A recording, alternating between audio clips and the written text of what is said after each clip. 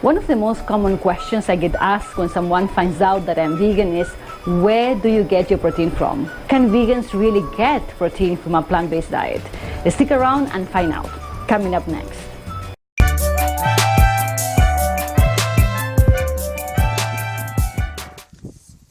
Hi guys, welcome to my channel. This is Borde from Trini Vegan, and today I'm doing another Q&A session answering the most common question vegans get asked about. Protein. Are you getting enough protein, Maria? What about protein? Are you sure it has protein? But what is really protein? Protein is a macronutrient that is essential to build muscle mass. It helps repair cells, tissues, protect the body from bacteria and viruses, among many other things. It is commonly found in animal products, and this is the reason why people automatically assume that vegans are protein deficient. But are they? According to Dr. Michael Greger from nutritionfacts.org, an analysis of the eating records of a large sample of people following a plant-based diet showed that on average they get 70% more protein than they needed every day.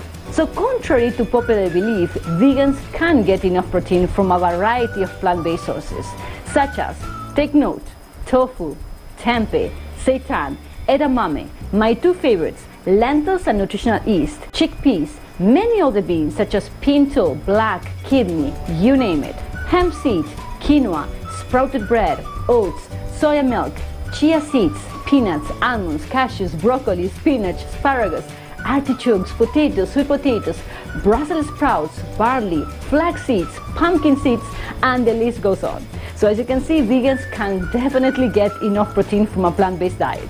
So feel free to share this video if you would like others to know as well. Thank you so much for watching. If you would like to support videos like this one, please click on subscribe to keep up with my latest videos and recipes. Thanks for watching.